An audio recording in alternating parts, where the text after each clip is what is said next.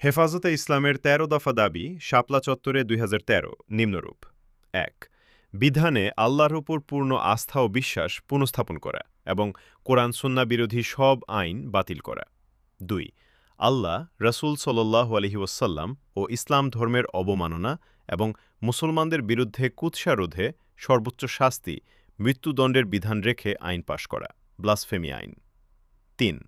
শাহবাগ আন্দোলনের নেতৃত্বদানকারী নাস্তিক মুরতাদ ব্লগারদের অপপ্রচার বন্ধ করে কঠোর শাস্তি দেওয়া। ৪. প্রিয় নবী সাল্লাল্লাহু আলাইহি ওয়াসাল্লামের শানে কটূক্তি ও ইসলাম বিরোধী প্রচার বন্ধ করা এবং দোষীদের শাস্তি। ৫. ইসলাম বিরোধী নারী নীতি ও ধর্মহীন শিক্ষানীতি বাতিল করে শিক্ষার প্রাথমিক থেকে উচ্চ মাধ্যমিক স্তর পর্যন্ত ইসলামী শিক্ষা বাধ্যতামূলক করা। ৬. সরকারিভাবে কাদিয়ানীদের আহমদিয়া সম্প্রদায় ও মুসলিম ঘোষণা করা। ৭. সরকারি বেসরকারি চাকরিতে মেয়েদের জন্য যৌন হয়রানি ও নির্যাতন রোধে কঠোর ব্যবস্থা নেওয়া। ৮.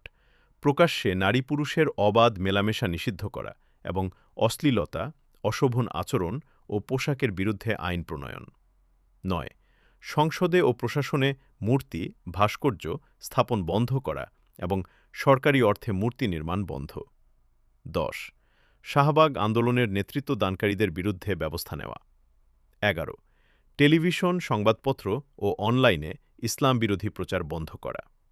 ১২. অশ্লীল সাংস্কৃতিক অনুষ্ঠান, ক্যান্ডেল লাইট প্রোগ্রাম ইত্যাদি নিষিদ্ধ করা। ১৩. সরকারি বেসরকারি পর্যায়ে ইসলাম বিরোধী কার্যক্রম বন্ধ করে ইসলামী মূল্যবোধ প্রতিষ্ঠা করা। বাংলাদেশ এখনও নিরাপদ নয়, কারণ নির্বাচন কমিশনের লোকেদের মধ্যে কোনো আলেম নেই। তাহলে নির্বাচন কিভাবে নিরাপদ হবে?